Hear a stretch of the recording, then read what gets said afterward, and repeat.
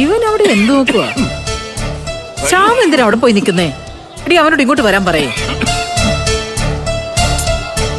ശ്യാമേട്ടൻ അവിടെ നിക്കട്ടെ. ഏട്ടത്തി മോനും അവിടെയല്ലേ, എന്തിനാ ഈ തിരക്കിനിടെ വന്ന് നിൽക്കുന്ന?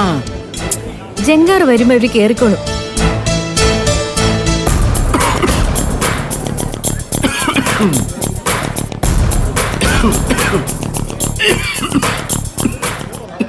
അതെ, നിന്നോടൊന്നും പറഞ്ഞിട്ട് ഒരു കാര്യമില്ല.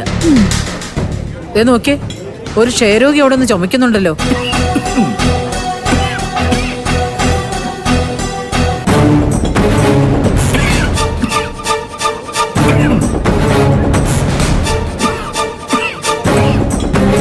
എടാ ഇന്ദിര, അവളും അവനും അവിടെ കാഴ്ച കണ്ടോണ്ട് നിന്നോട്ടെ. നീ വിച്ചുമോനെ ഇങ്ങോട്ട് വാങ്ങിക്കേ. വെറുതെ കൊച്ചിന് അസുഖം വരുത്തണ്ട.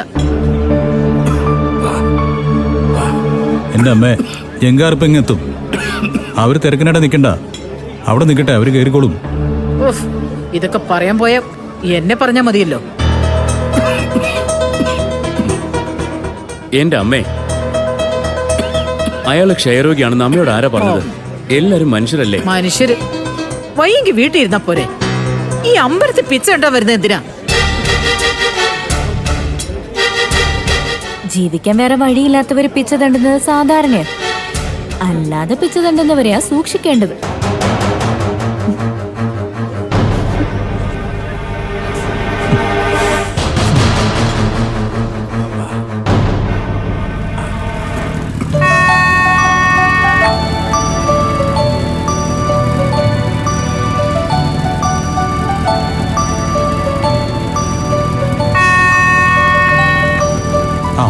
ജങ്കാർ ഒന്നല്ലേ ശ്യാമേ,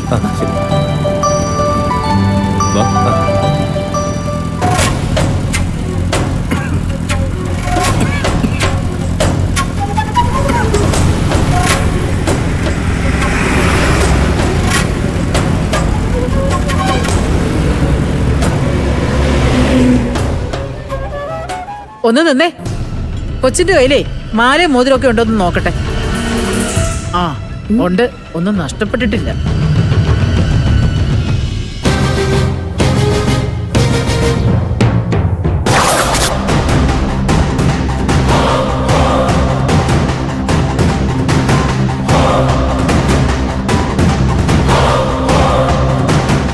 എന്റെ ഈശ്വര, ഇത് അയാളെ പോലെ ഉണ്ടല്ലോ.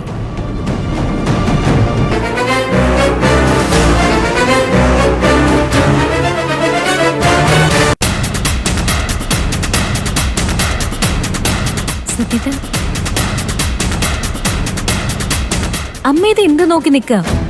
അയാൾ അയാളുടെ പാട്ടിന് പോട്ടമ്മേ. അമ്മയൊന്ന് വന്നേ.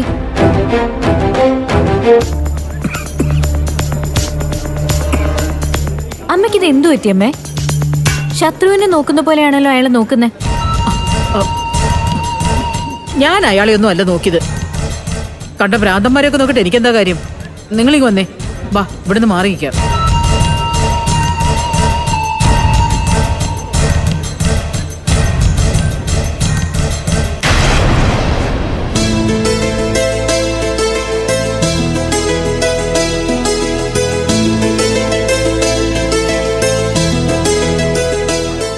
ശ്യാമേട്ടൻ ഇവിടെ ആദ്യമായിട്ടല്ലേ? അതെ, എങ്ങോട്ടാ നിങ്ങൾ ഈ തിരക്കിട്ട് പോകുന്നത്? ആദ്യം വഴിപാട് റെസിപ്റ്റ് എടുക്കണം, അതുകൊണ്ടേ അകത്തോട്ട് കയറാൻ പറ്റൂ. എന്നാ ഞാനും ശ്യാമും സത്യനും പോയി റെസിപ്റ്റ് എടുക്കാം. ഓരോന്നിനും ഓരോ കൗണ്ടറാ. ഞങ്ങൾ 3 പേരും ഓരോരുത്തർ നിന്നാ എളുപ്പം കഴിയുമല്ലോ. പിന്നെ എന്തൊക്കെ വഴിപാട് നടത്താനാ തീരുമാനിക്കുന്നത്? അതെ, എന്റെ കയ്യിലുണ്ട്. ഇതാ വഴിപാടിന്റെ വിവരങ്ങളും എല്ലാവരുടെയും പേരും നക്ഷത്രവും എല്ലാം ഇതിൽ എഴുതിയിട്ടുണ്ട്. ഇതുകൊണ്ടേ കാണിച്ച് ചീട്ടെഴുതിയാ മതി. എന്നാ പിന്നെ ഞങ്ങൾ പോയിട്ട് വരാം. നിങ്ങൾ ഈ തണലത്തേക്കൊന്ന് മാറിയെന്നോ? നിങ്ങൾ പോയിട്ട് വച്ചല്ലേ. അനുപമേ, നമുക്ക് അങ്ങോട്ട് മാറി നിൽക്കാം. അവിടെ പൊങ്കാല ഇടുന്ന സ്ഥലത്ത് തണലുണ്ടെന്ന് തോന്നുന്നു. വാ, വന്നേ.